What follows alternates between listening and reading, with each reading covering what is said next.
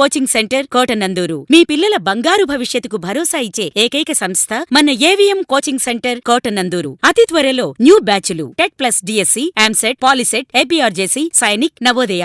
AVM coaching centre Kotananduru.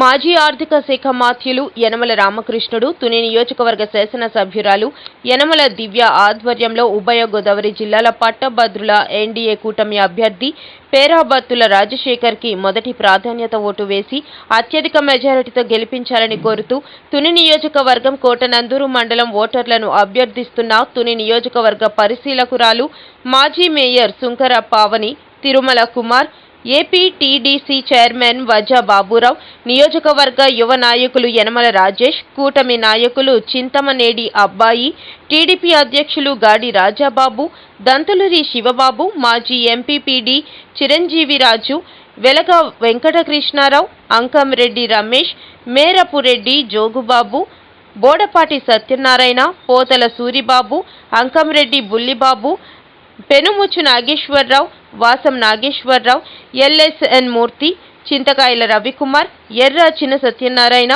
సామినిడి Krishnarjun, Bailapudi Sriramamurthy తదితరులు పాల్గొన్నారు. అందరికీ నమస్కారం. ఏదైతే రేపు 27వ తారీఖున జరగబోయే గ్రాడ్యుయేట్ ఎమ్మెల్సీ ఎలక్షన్ ఏదైతే ఉందో దానికి కూటమి అభ్యర్థిగా పేరాబత్తుల రాజశేఖర్ గారి పేరుని మన సీఎం గారు చంద్రబాబు నాయుడు గారు, అదేవిధంగా డిప్యూటీ సీఎం పవన్ కళ్యాణ్ గారు కూడా ప్రతిపాదించడం జరిగింది.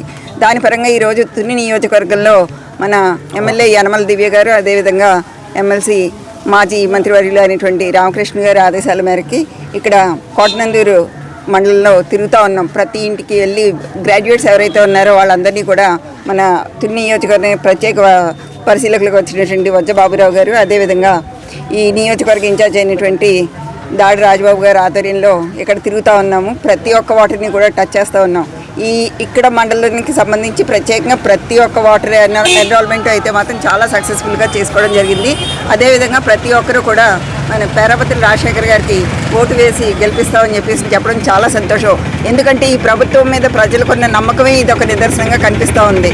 మొన్నటి ఎలక్షన్లో చూసుకున్నట్టయితే మంచి మెజార్టీ ప్రతి చోట ఇచ్చి కూటమి ప్రభుత్వాన్ని గెలిపించుకోవడం ద్వారా వాళ్ళ భవిష్యత్తు బాగుంటుందని చెప్పి ప్రతి ఒక్కరూ నమ్మి మంచి మెజార్టీతో మరి చంద్రబాబు నాయుడు గారిని ముఖ్యమంత్రిని చేసుకోవడం మనం అందరం కూడా గమనించాము.